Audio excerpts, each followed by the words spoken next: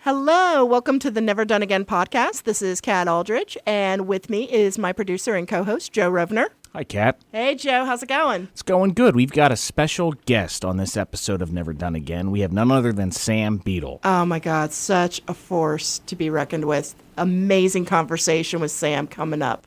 Hey, so we got Sam Beedle on the podcast with us today. Hey, Sam. Hi, how are you? Thank you so much for being on the podcast. Yeah, sure. Oh, my God. We wanted you on here really bad. Thank you. That's very sweet. I've always admired you. I think you're one of the best female improvers out there that we have in the Valley. You can just stop at best. Okay. The best. The best. Okay, she's got a gun to my head, everyone. No.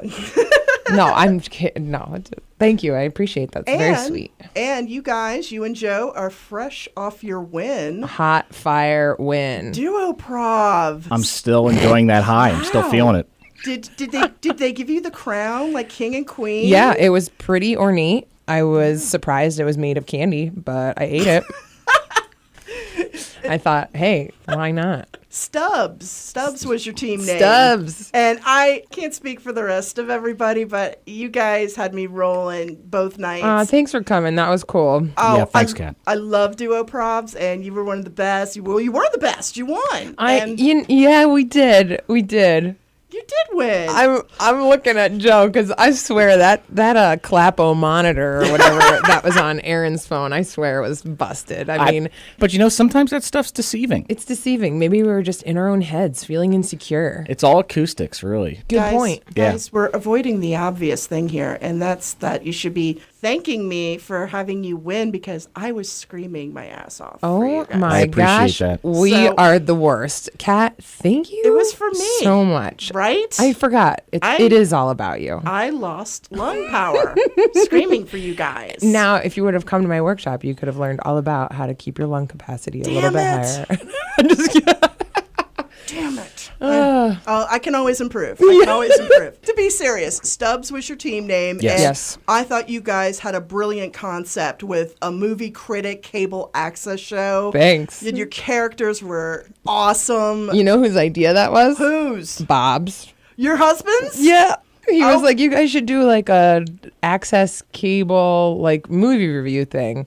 Yeah. And then I was like, yeah. So I totally snagged that and I might have just said it was my idea. Oh. Most of the good ideas are Bob's. I remember I wanted to do a Siskel and Ebert, and then you wanted to do like a public access. Oh, of course. Yeah. That's because how I that I enjoy. Because I'm always like a movie geek. It's hilarious. And you guys were so worthy. And I was just so happy that you guys won that. Yeah, it was. It was a lot awesome. of fun. You never know. I had no expectation. Me of, neither. I expected us to fail. Yeah. That's what he was saying. That's what Joe was saying. Joe was like, we're just People, gonna I loved crash when and I burn. love telling people that you and I were on a team. They're like, people are just like, wait, what did you just say? I'm like, me and Joe Rovner. They're like, no. They're like, I hate that guy. No. They're like, you and Joe? I was like, I know. It turns out that I was told, they're like, you're really mean to Joe. I was like, no, I'm not mean to Joe. Joe just gets on my nerves. And so in an effort to befriend you and be nicer, I was like, let's be on a duo prov together. And I really think that it was a nice foundation for a friendship. Is that what this was? It was just like a giant olive Bringing branch. people Well, together. I mean, I guess now the cat's out of the bag, but yeah. Oh my God. I had no idea. I wanted to be friends with you. And so Secrets now I unveiled. hope we're friends and I'm not too mean. Hey, as long as Stubbs keeps performing, we're right, good. No, just- right. Shit. I About want to that. see them again. Well, it turns out we'll be doing more shows. Yes. We will. And, That's what happens when you win it. I think that we need to do a Shatwood, which is the team that we beat, who were fire. Jen Santos and Christy Devlin. Christy Devlin crushed it, and I feel because they had it was like an all access cable style show as Yeah. well, like a women's salon and art. Oh my god, they it was so complemented good. each other pretty well. Yeah. I think that would work, and I want to see that. All right, I will be there when that show we happens. appreciate the support. Awesome. And Sam and I are doing a show later on Yeah. this month. All right, tell So us about psyched. Dear Diary. Tell us Yeah. about how that came about. So I can't take credit for Dear Diary because that is Tammy Q's idea, and she is freaking hilarious. She has like the best ideas. And so I was like, oh yeah, she's like, I don't know how to make it happen. And so I got involved and we kind of took it to a next level of both of us getting together. But we did Dear Diary at Steel Stacks and it was a hit with good. like a freaking baller cast. And that was Totally. cool. I've worked with Touchstone Theater on the south side of Bethlehem. If you've not gone or seen anything they do some really cool ensemble theater, devised pieces, which means that they're building it from the ground up. Anyway, so I've been working with them for a while, and finally I became an associate member of the ensemble. I've always wanted to do like these little things once a month where I just have stage time and have people come and do the things that they want to do, and I call it Secret Stash. And so once a month they let me use the stage, and That's awesome. Yeah, it's pretty cool. Yeah. Because everybody has like this secret stash of creativity that they have in their brain that they've been wanting to work on, like AKA Dear Diary, to like take it to the next level and work on it. Guilty. Yeah, exactly. If you have like, I mean, that's the other cool thing. If anybody has ideas, I'd love to find a home for them to be on stage. You know, it's a cool place to workshop a play or a monologue or whatever. So it's just kind of getting off of its feet is kind of the trial run of it. But anyway, so Dear Diary is this month on September 20th at Touchstone with the Secret Stash. And then we're also doing it again at Steel Stacks in November on the 24th after Thanksgiving. Yeah, the Saturday after Thanksgiving. And there's going to be kind of a mesh up of two different casts, so it's not going to be the same show at all. No, not at all. And actually what's cool is last time we did it, it was us doing all of these cool diary, because of course, like you remember the diary readings. I go back and I read these. I'm mortified and like so impressed with myself back then. Anyway, I'm very impressed with my 18-year-old self. Can you describe for us 18-year-old Sam Beedle? What was she like? I like to believe that I was some sort of badass, but really I was just lost. I don't know what I was doing. I was just trying to find myself, and I was actually very sweet and nice, and you know, you'd think you're a badass, but you're really not. I remember the first Dear Diary show, and that crowd was like a sellout crowd. That was a maximum It was. capacity. Say it again. That was a sellout show. You said it. This one's a little different because we did the diary readings, and then it was fun to kind of like rip on each other because I think that cast was pretty close. Mm-hmm. It was Erica, Tammy, Aaron, Matt, Evan, me. Yeah. And so, I mean, we're all pretty tight, and so it was nice to like razz each other. And then eventually we got to improv, and we did like an improv set at the end, but it almost was like an afterthought, you know? And I loved all the work you put into with the TV aspect of it, the video aspect, with the pictures of the diary entries. You get to see horrible classic photos of us. Oh yeah, it's great. And poems and 80s music blasted before did you we think let you had an in. ego? Like, let's do this show. Oh my God.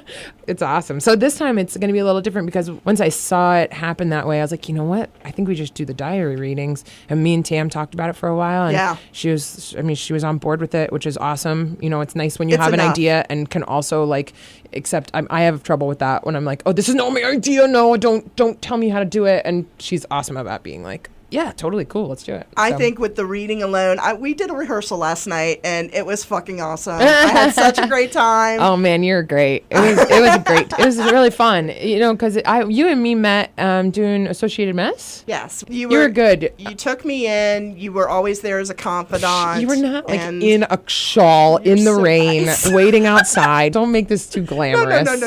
No. But anyway, so you and me met doing Associated Mess, and that's how we know each other. Right? That's how we all met. I feel like it's kindergarten, you know, like preschool or something. You're like, okay, all right, you got to go do this part and then do the next thing. And then shortly after I joined Associated Mess, I developed Never Done Again blog. Yeah, that's true. And you were like one of my very first interviews. I think you were like, yeah, totally. I think you were like the fourth interview I did.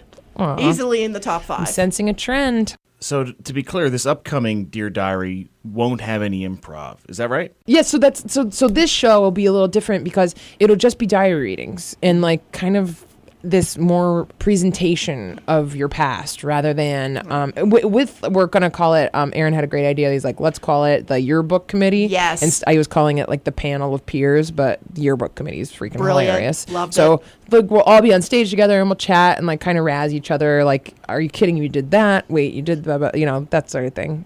Bait each other. I remember when the first Dear Diary ended, I told Tammy, this really had an effect on you, Joe. It felt kind of intimate because Yeah. everybody was really bearing their, I don't want to say their soul, but they were, I mean, it's hard to like cut your old guts open and be like, don't judge me too harshly, or actually, fuck that, just judge me. Not to switch gears, but tell us about the very first time you ever did improv comedy.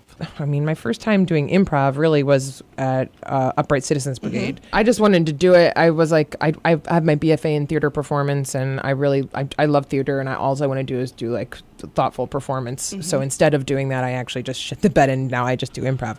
But no, it's sometimes thoughtful or thoughtless. Most of the time, I have no thoughts, and I can't wrap my head around words. But so I got my BFA in theater performance in North Jersey at Montclair, and then I kept doing theater, and I have maintained doing theater, but I was doing like, I think Parallel Lives or something at the Paramount Theater in Asbury Park. I remember that. And I was like, I want to do more. I want to try doing improv. I haven't done any improv. I love comedy. I freaking love comedy. I always come back to these comedic roles. And so I always thought it would be fun to try doing some improv. And so I went to UCB. My parents got me it for Christmas. It was very nice of them.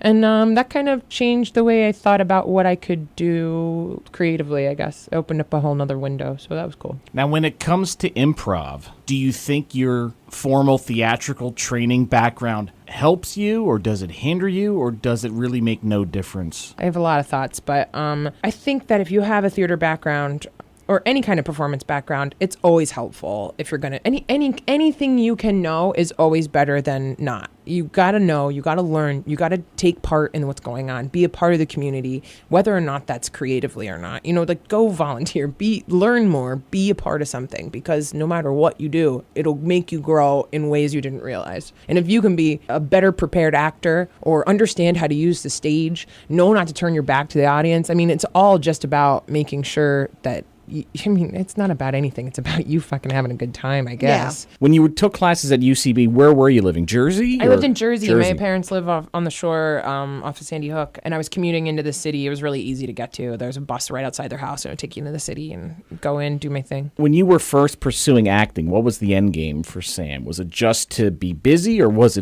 fame ever in the equation, or was just... No, I can't. You know what? I used to think I won't stop until I have some sort of notoriety. But the older you get, the more realistic things become. I always say I like to make people laugh, and I like to make people feel.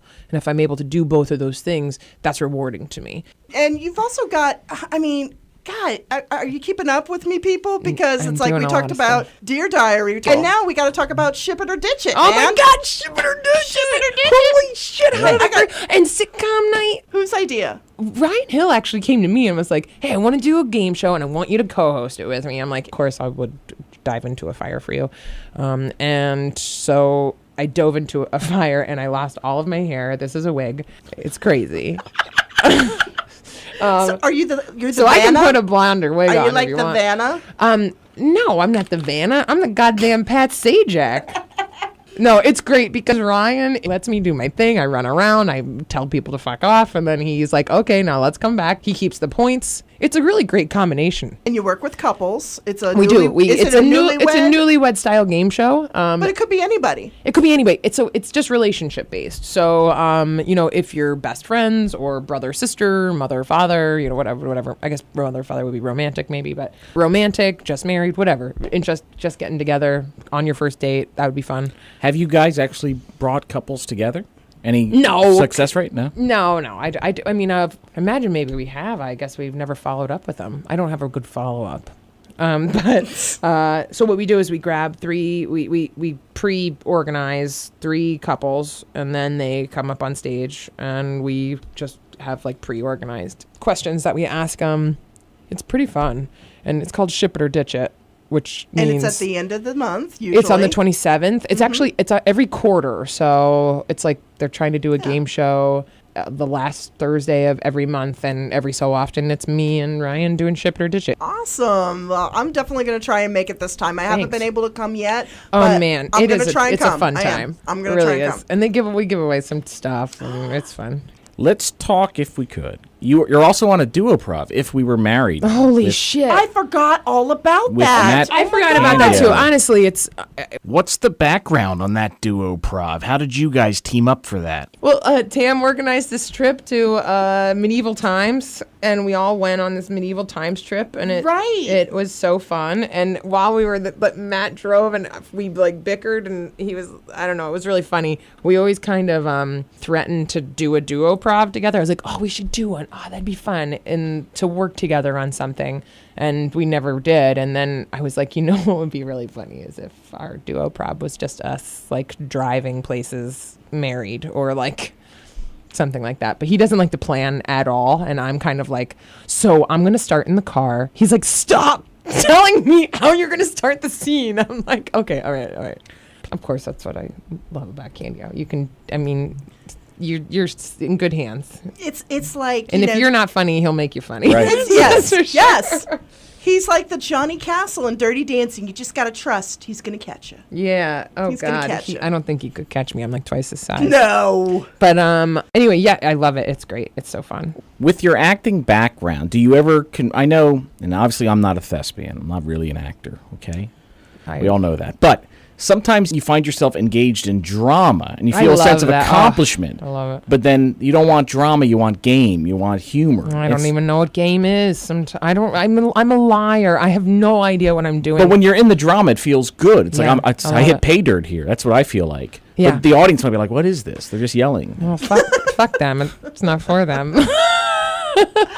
No, I mean, I love the ebbs and flows. I mean, in drama, there's such comedy. I mean, my acting background definitely leads to kind of rest in these moments of actual feeling. That's what I love about theater too. It's like a great outlet for me. It's therapeutic in a way. Sam, let's talk a little bit about Cat Sweaters. Cat Sweaters had the distinction of being a Power Hour team at Steel Stacks for almost 2 years, and now it's part of the two-show show. Oh, yeah. Oh, my God. Cat sweaters. I love cat sweaters. It is very funny. They were a team before, and then and I wasn't doing any improv in the Lehigh Valley. I had stopped doing Associated Mess. I just slowly stopped responding to emails and I just was like kind of over it. I just needed a different point of view, and that's cool. Got to keep on grooving and moving. I took a break. Yeah, you got to keep on going. So anyway, I stopped doing that and I took a long break and I was doing more theater-oriented things. And then I did a best of show. Dan put me on a best of show and I was like, oh man, this is awesome. I forget about how great this is.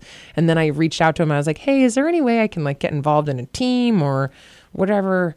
And they're like, actually, we could do some moving around if you want to join Cat Sweaters. I was like, I don't know what that is, but sounds great. And then they welcomed me with open arms. Great group, and I love them. It's great. And for a Power Hour team, that ran a long time, right? Yeah, because we're still kicking on. it. We're Yeah. still Still on, man. we're still kicking it, which is They got a pretty date this month? unique. We have a date. Yeah. We have the 14th. 14th is yeah. So the 14th is Cat Sweaters. Actually, the 11th is Bar Brawl, where you can see Synced Up and you and me doing stubs. No. Yeah, we're like November. We're not. Yeah. No. Okay, so Synced Up. And then on the 14th is Cat Sweaters. And then on the 20th, actually the 19th is the Jam. And we're going to be doing some stuff at the Jam with Dear Diary. And then the 20th is Dear Diary. And then the 27th is Ship It or Ditch It. And then the 29th is Sitcom Night. You're just so lazy. I know. You're just so incredibly lazy, Sam. What are you doing with your life? I'm really proud I remember those dates. So put that in your pipe and smoke it. I think I will. Well, thank you for having me. This was really lovely. God, it's been so amazing. It's been such a joy having you on the podcast. I'm so excited that you're in Dear Diary. I'm so excited. Your Are you kidding me? return to the stage. Kat is gonna crush. She's so funny. Sam, before we go, any final thoughts? I just want to make shit happen. If it doesn't, that's all I want to do. If it doesn't exist and I want to do it, I'm gonna find a way to do it. And there's nothing that can stop me. Let's leave it there.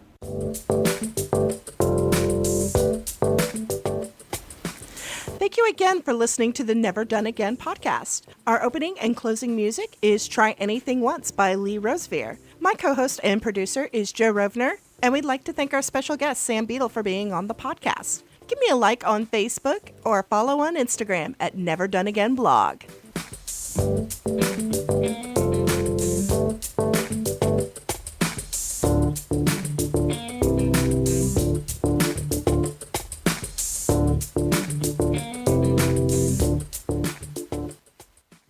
I want to be judged by you, just you. Nobody else. I'm not editing that.